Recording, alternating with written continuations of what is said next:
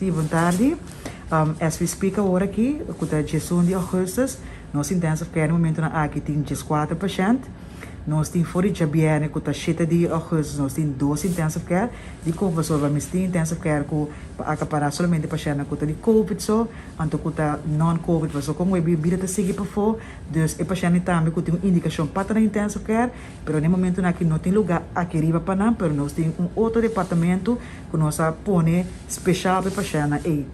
No momento aqui nós temos 4 pacientes de COVID na intensive care.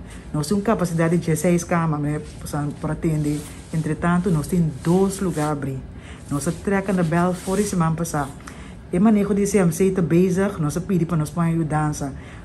Voor die primeira wave que estava até março, abril, nós estamos em hoop ajudança de americano na die não como Europa para ajudar nós via de VWS, pero lamentavelmente não tem mais.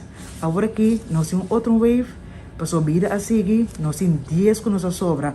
Com o fim de agosto, aqui na laatste luna que nós temos, nós temos invalidez de nosso personal que está malo, que está AO, nós temos personal que não pode trazer com Covid, nós temos personal que tem vacância, and so on. O que está passando no momento aqui, nós estamos cansar. Nós estamos a manejo de CMC, nós estamos cansados. Mas ainda cansado, não pode garantir mesmo bom cuidado na comunidade. Esse é nosso sente que a informação não chega para fora, maneira que se chega. Então, que a informação está bagatelizar. Nós sente como personal de intensive care que nós estamos muito com o crunch abrir. Para sobrar, tanto que nós brinca aqui dentro para sobreviver, para ajudar, para que ajude a nossa comunidade.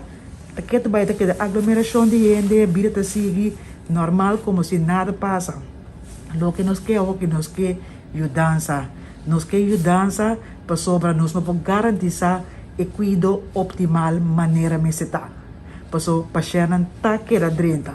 As we speak, nós temos 4%, nós temos 3% na caminho para a intensive care. A comunidade, nós está cansado.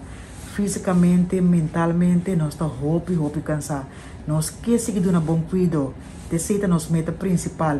Nós queremos garantir no momento que abo na casa, a família está dormindo, que nós intensive care, e também cuida com o mistério. Mas no momento aqui, nós não podemos garantir essa maneira de estar. Normalmente, eu tenho com enfermeiro de intensive care, tenho 1 ou 2 pacientes, agora que nós temos 3, 4 pacientes. Algo absurdo, algo que normalmente não está suposto que passa, mas a tropa não se queda vai extra minha para o bolso da comunidade. Mas também, a aglomeração está seguindo, a vida está seguindo normal.